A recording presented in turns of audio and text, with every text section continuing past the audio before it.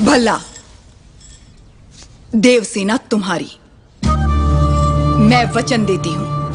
तेरा बाप यहाँ छोड़कर गया था कि तेरी माँ? वीडियो शुरू करने से पहले सब्सक्राइब करना ना भूले हमारे चैनल मूवी सेंस को, ताकि आप देख सके हमारी अगली वीडियो हैरी पॉटर और उसके बाद आने वाली सारी वीडियोस सबसे पहले।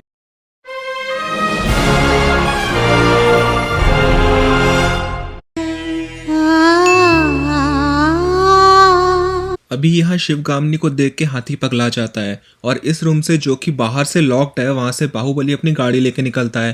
पहली चीज तो बाहुबली को लॉक्ड रूम में बंद किसने किया और यहाँ कर क्या रहा है, और दूसरी चीज इसको कैसे मालूम पड़ा कि हाथी पगलाने वाला है और शिवगामिनी को पेलने वाला है।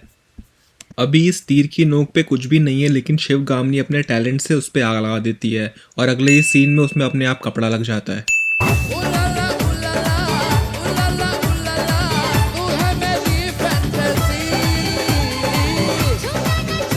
अभी यहाँ ये अंकल कटप्पा से पूछते हैं कि इनको राजा क्यों नहीं बनाया, लेकिन यहाँ एक पंच मारने के बाद ये कुत्ते की तरह हाफ रहे हैं। असली लड़ाई जो कभी कभी 2-4 दिन तक चलती है, वहां तो इनका गान फट गया।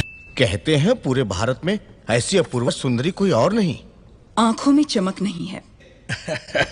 शिवगामिनी आंखों की चमक तो ऐसे ढूंढ रही है जैसे वो रिपोर्टर वाली आंटी कोलगेट में नमक। और ये पुराने जमाने की पेंट ब्रश वाली पेंटिंग में चमकार कहाँ से दिखेगी इसको।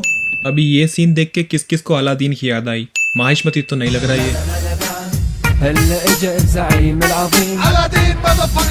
ये देवसेना के बस तलवार घुमाने मात्र से इतने चिरकुट लोग उड़ गए, तो सोचो अगर किसी को सच में तलवार टच हो जाती तो क्या होता। अभी देवसेना यहाँ सबको अपने एयर प्रेशर से उड़ा रही है और बैकग्राउंड में यहाँ ये लोग डांडिया खेल रहे हैं।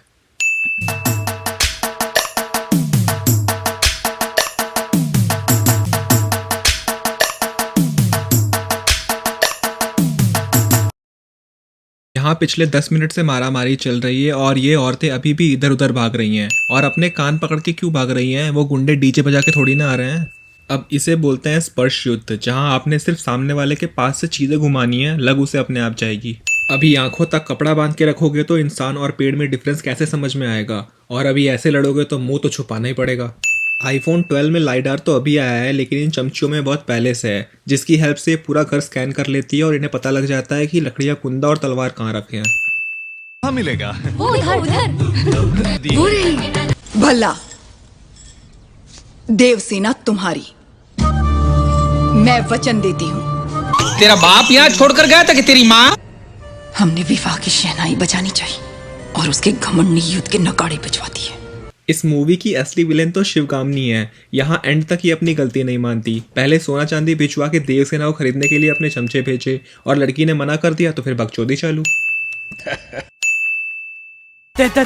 तो सही बेटी चौथ को। अच्छा, वो बात की इस पावर रेंजर के पास अनलिमिटेड तीर कहाँ से आए, लेकिन ये नाच नाच के तीर मारना जरूरी है क्या? मतलब इतनी डेंजरस सिचुएशन में भी इनका डांस निकल रहा है। अभी ये क्या, अब ये बाहुबली चल रहा है या फ्लैश? ये है अल्ट्रा लेवल बकचोदी। मतलब बोट इतनी पास में है और साथ में प्लान भी पड़ा है, बट नहीं, निब्बा निब्बी वाली हरकत करनी है। मैं भल्लाल देव को देवसेना से ब्याहने का वचन दे चुकी हूँ। एक क्षत्रिय कन्या को अपना वर चुनने का अधिकार है, आप इतना भी नहीं जानती? इतनी भी बुद्धि नहीं है? गजब बेइज्जती है। आने वाली विजयदशमी को उसी मुहूर्त पर भल्लाल देव का राज्य अभिषेक किया जाएगा। ये मेरा वचन है, मेरा वचन ही है शासन। ये बात बोतल पे लिख के फेंक दो नदी में। बाहुबली को राजा बनाने का भी वचन ही था, उसके बाद देवसेना को भी भल्लाल देव से शादी कराने का वचन था। अब कोई वचन नहीं रहा शासन। कहते हैं प्रजा की कामना पूरी करना क्षत्रिय धर्म है, अपना धर्म निभाएं। एक क्षत्रिय कन्या को अपना वर चुनने का अधिकार है, आप इतना भी नहीं जानती? यहाँ लगता है कि क्षत्रिय धर्म की मीटिंग में सिर्फ देवसेना को इनवाइट किया था, बाकी किसी को इनविटेशन नहीं मिला। इसको क्षत्रिय धर्म के बारे में सब मालूम है। इस घोचू की सारी उंगलियां कट गई, लेकिन खून की एक बूंद भी नहीं निकली। सही है। अभी बाहुबली और देवसेना को राजमहल से निकालने के बाद ये दोनों कुंतल देश, जहाँ के राजा की देवसेना बहन है, वहां क्यों नहीं गए? यहाँ ये बकचोदी क्यों कर रहे हैं? और उसके अलावा इतने बड़े राज्य में सारे के सारे मजदूर हैं जिनका काम बस पत्थर तोड़ना है। अभी इस सीन में इसके पास ये तलवार कहाँ से आई? इसके पहले वाले सीन में तो ये तलवार अपनी माँ के चरणों में दान कराया था। अभी इस सीन में हाथों में लगा हुआ लबालब खून अगले सीन में गायब। अब यहाँ बाहुबली कटप्पा को उठा के कहाँ लेके जा रहा है? आया तो एक घोड़े पे बैठ के था, ये आजकल के घोड़े भी बिल्कुल वफादार नहीं है, इससे अच्छा तो कुत्ते बैठ के आया था। अभी इस सीन में साफ दिख रहा है कि कटप्पा ने तलवार सीने में डाली है, लेकिन ये निकाल कहाँ से रहा है। ले रहा वो तेरी। तू मुझे मारने वाला है ये विश्वास दिलाकर मैंने उसी के हाथों तेरा मृत्यु कांड लिखवा दिया। लौड़ा लस्सन। मतलब क्या सेंस बनता है मरे हुए इंसान को अपना प्लान बता के, जब मालूम है कि कटप्पा पास में खड़ा है, सुन रहा है। जबरा नहीं। अभी यहाँ जो तीर इस खोपड़ी के आर पार हो जाती है, वही खोपड़ी अगले सीन में एकदम फर्स्ट क्लास, बस थोड़े से रेजर कट के साथ। ये लकड़ी का कुंदा है या बम? ऐसे कैसे बम के जैसे फट गया? अभी ये अंकल बोलते हैं प्रतिघात, और 2-4 लौंडे तो आगे पीछे से ही निकल जाते हैं। प्रतिघात तो बस एक ही करता है। अभी राज्य के गेट्स बंद होने के बाद कटप्पा बोलता है कि बाहुबली की तरह सोचो, अपने पिताजी की तरह सोचो, और ये भाई कुछ ऐसा सोचता है।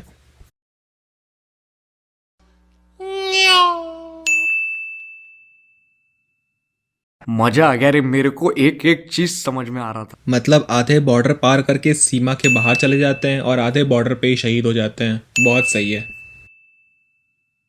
अभी इन तीरों की बारिश में महेंद्र ने जहां शील्ड की थी वहीं पे तीर बरसे, बाकी के पूरे शरीर पे एक भी तीर नहीं लगा। Amazing. It's not as big as his game, but I'm, getting there. It's close. अभी यहाँ ये बुढ़ऊ पुल में आग लगवा देता है, लेकिन उसके बावजूद पता नहीं कहाँ से लड़ते लड़ते वो सोने की मूर्ति से आग लगा पुल टूट जाता है और देवसेना के पाँव नहीं रुकते।